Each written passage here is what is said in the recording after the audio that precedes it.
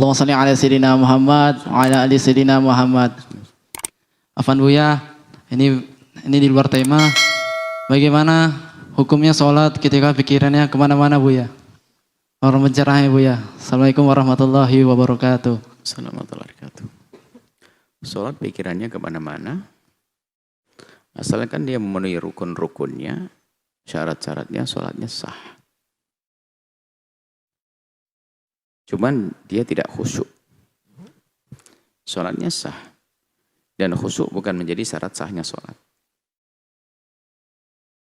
Maka dianjurkan untuk berusaha khusyuk. Kecuali dinukil dari Imam Ghazali, khusyuk menjadi syarat sahnya sholat. Oh, bahaya nih. Kalau tentu itu pun ditafsiri seperti apa sih yang dimaksud. Khusyuk menjadi syarat sahnya sholat. Kalau khusyuk menjadi syaratnya sholat, enggak khusyuk, enggak sah, kayaknya enggak ada yang sholat setelah itu. Ingat toko, ingat istri, ingat anak, ingat itu. Jadi khusyuk bukan syarat sahnya sholat.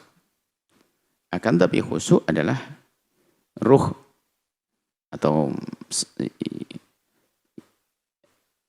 khusyuk itu adalah satu rasa makna dan itu pengalaman pribadi sekali. Ditandai dengan khusyuknya jawarih. Biarpun khusyuk adalah hati. Yang tahu adalah Allah. Biarpun orang kelihatannya begini, bisa saja pikirannya kemana-mana tadi. Wah, kalau sholat nggak bergerak. Tapi kemana-mana pikirannya, macam-macam. Maka yang diterima oleh Allah, yang mendapatkan pahala banyak adalah yang dengan khusyuk. Yang biqadri ma yaqiluhu, yang ia sadari dari yang ia baca. Maka khusyukan itu adalah, khusyuk yang sejati adalah mengikuti apa yang ia ucapkan. Mengikuti apa yang ucapkan. Karena Anda semua akan tahu bahwasanya ini tangan kanan saya. Ini kiri. Kalau saya ngomong tangan kanan saya ini, berarti saya pasti nggak khusyuk. Tangan kiri yang saya angkat, saya ngomong tangan kah? Nggak nyambung berarti. Makanya waktu dia membaca ayat Al-Quran di situ isi neraka, kok ingat surga, berarti nggak nyambung. Sehingga cara menghadirkan kekhusyukan itu para ulama mengajarkan. Renungi apa yang engkau baca dalam sholatmu. Jadi paling tidak itu mengikat. Kalau kita ingat Bismillahirrahmanirrahim. Alhamdulillahi Rabbil Alamin. Segala puji bagi Allah. Dan ini. Nggak ingat lagi yang lainnya. Maka kapan dia tidak serius dengan apa yang dibaca? Ingat tokonya.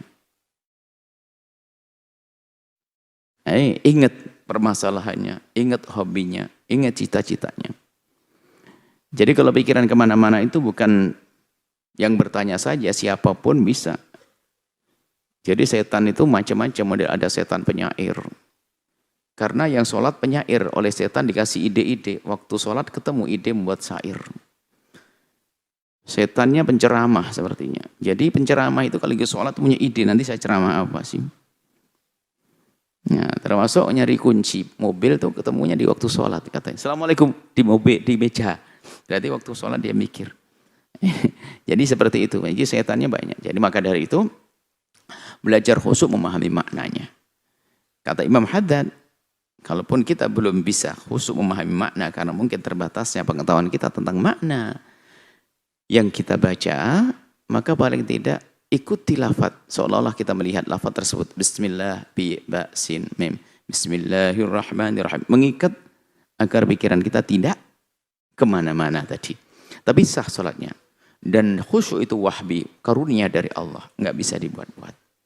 Maka mintalah kekhusyuan kepada Allah. Kadang setiap orang pun berbeda-beda. Ada suatu ketika dia sholat tenang dan khusyuk. Esoknya enggak sama sekali. Sehingga khusyuk ini hendaknya dikunci. Sehingga di dalam melakukan satu ibadah itu ada kunci. Dikasih lapis-lapis begitu. Jadi sebelum sholat ada qabliyah. Lalu ada ba'diyah. Jadi kalaupun seandainya ada yang kurang beres, ba'diyahnya. Jadi mikir sandalnya waktu ba'diyah. Tapi kalau assalamualaikum langsung lompat, berarti assalamualaikum sandalku di kiriku kananku.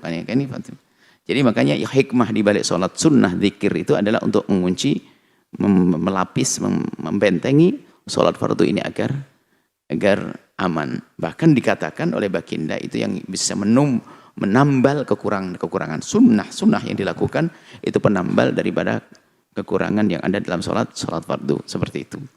Berusahalah untuk khusyuk. Berusaha khusyuk itu sendiri sudah dinilai khusyuk oleh Allah.